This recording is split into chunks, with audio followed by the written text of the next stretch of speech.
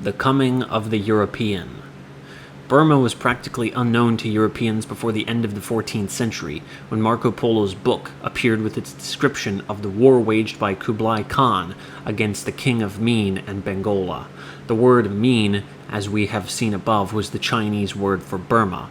Bengola is Polo's word for Bengal. But whether he confused Pegu with Bengal or the king of Burma claimed that country as part of his empire is uncertain. Whether Polo actually set foot on Burmese soil is equally uncertain. As an imperial official, he went to Yan'an in connection with the Burma expeditions of 1282 to 84, but his description of the capital city of Mien as a great and noble one with two splendid towers, one of gold and one of silver, hung about with bells which tinkled in the breeze, reads like mere hearsay. On the other hand, his account of the panic caused among the king of Burma's elephants by the Tartar archers at the Battle of Gasongyan, 1277, is obviously authentic. His book also contains a few details of information concerning one of the semi-independent Lao states on the fringe of Burma. There is abundance of golden elephants, he says, and many kinds of spices. The people drink rice wine and tattoo their bodies with figures of beasts and birds. Thus was Burma introduced to the West, and although Polo's description of the East was at first considered fantastic, his geographical ideas were incorporated in the Catalan map of 1375, which was apparently the first European map to include Burma. Niccolo de Conti, who, as we have seen, came to Burma in 1435, calls the country Machin, a corruption of Mahachin, Great China, the term applied in India to all lands east of the Ganges. Although after his conquest of Malacca in 1511, Albuquerque is said to have sent an embassy to the kingdom of Pegu, regular trading relations did not result. This was probably because the country lay away from the main trade routes to the Spice Islands, whilst commodities exported through Martaban could be purchased at Malacca, and it was not until much later that Europeans came to realize the value of its teak forests. But if few traders appeared, the number of Portuguese adventurers who took service in the fighting forces of Arakan, Pegu, and Siam was considerable. Their skill with firearms was their great asset. The danger was that they might be tempted to play a decisive role in the political sphere. While the government was in the hands of a ruler of outstanding personality, such a policy was out of the question. Their numbers were too few.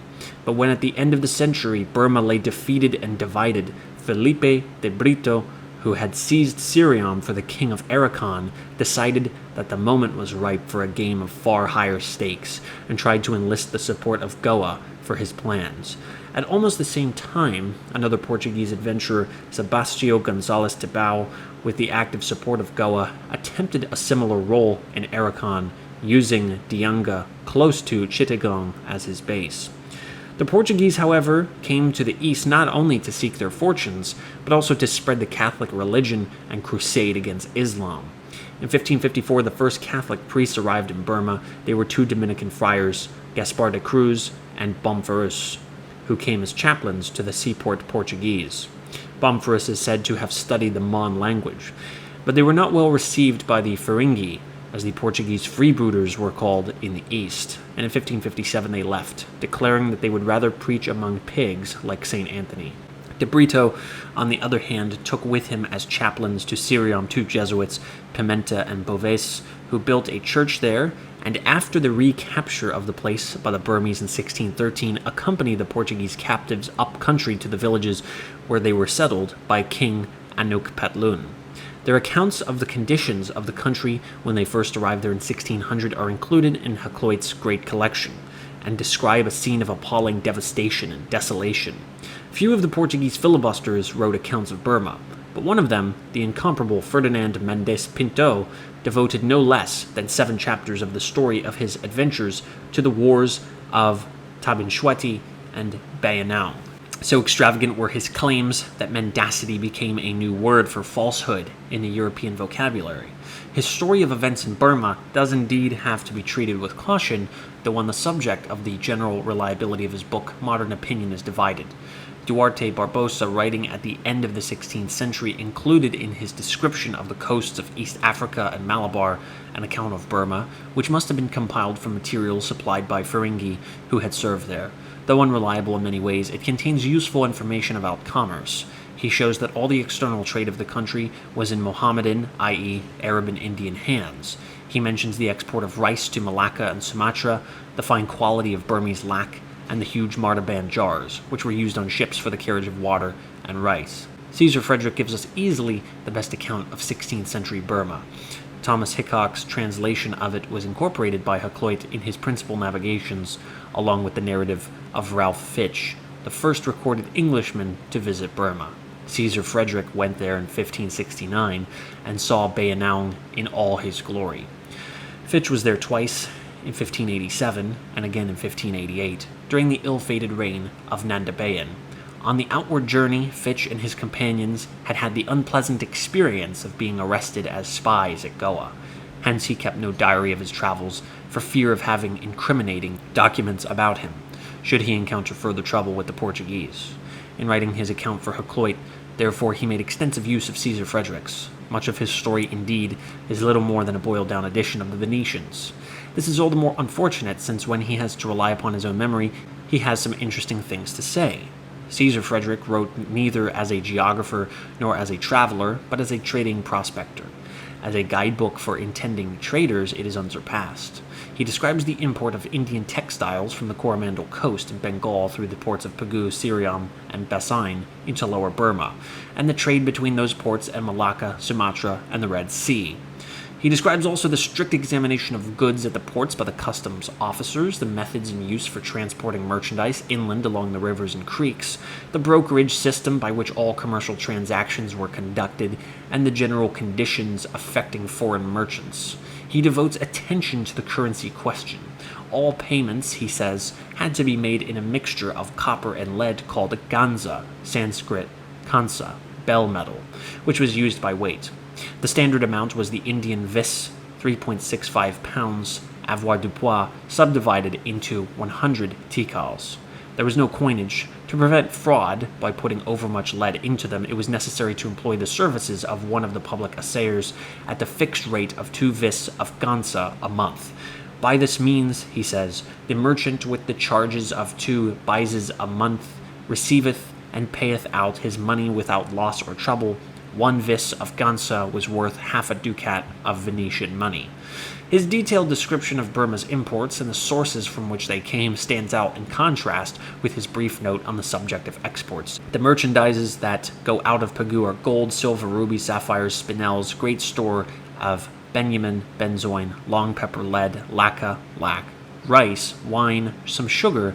Yet there might be great store of sugar made in the country, for they have abundance of canes, but they give them to elephants to eat, and the people consume great store of them for food, and many more do they consume in vain things.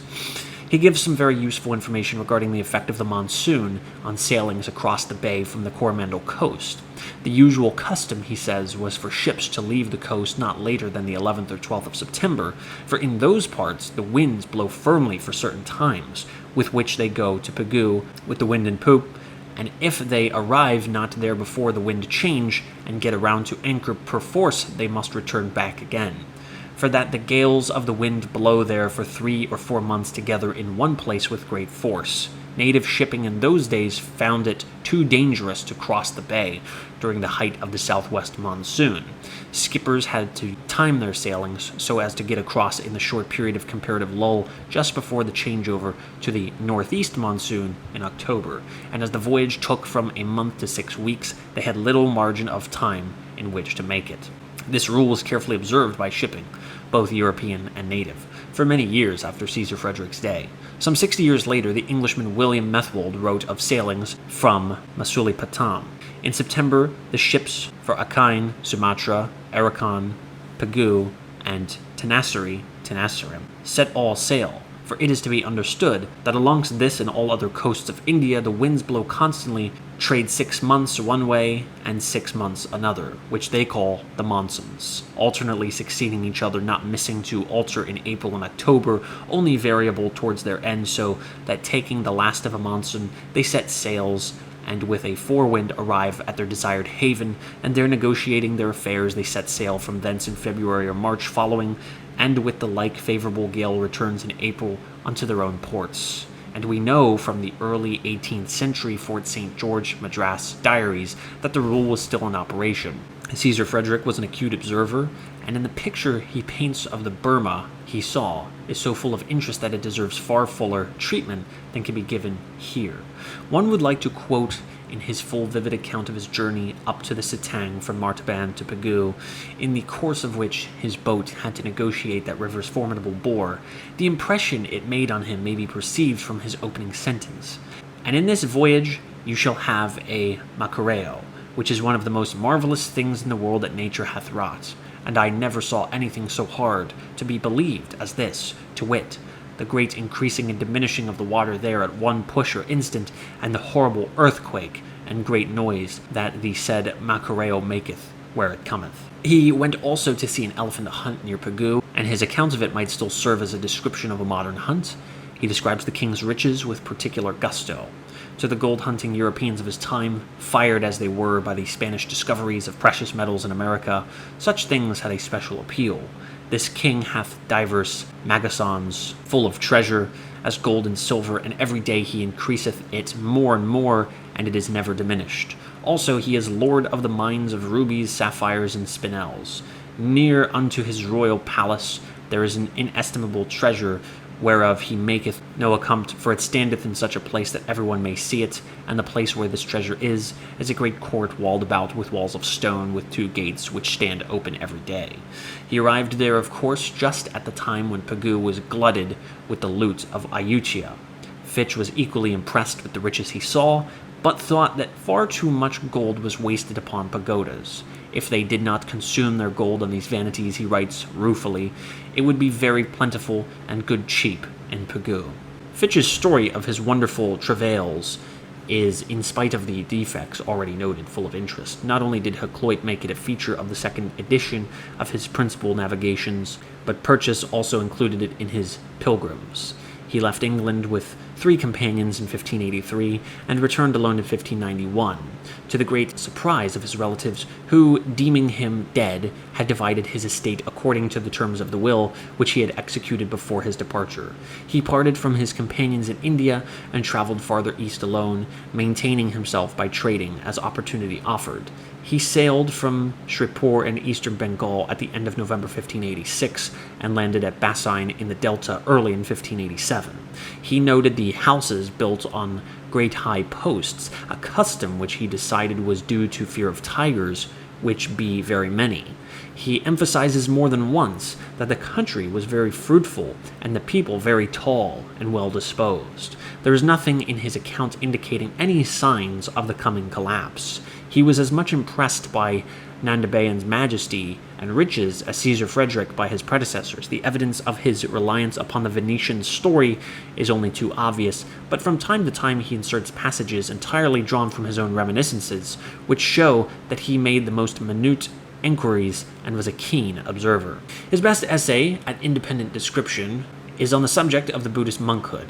The Talapoys, he writes, go very strangely apparelled, with one cambeline or thin cloth next to their body of a brown color, another of yellow doubled many times upon their shoulder, and those 2 be girded to them with a broad girdle, and they have a skin of leather hanging on a string about their necks, whereupon they sit bareheaded and barefooted, for none of them weareth shoes, with their right arms bare, and a great broad sombrero or shadow in their hand to defend them in the summer from the sun, and in the winter from the rain.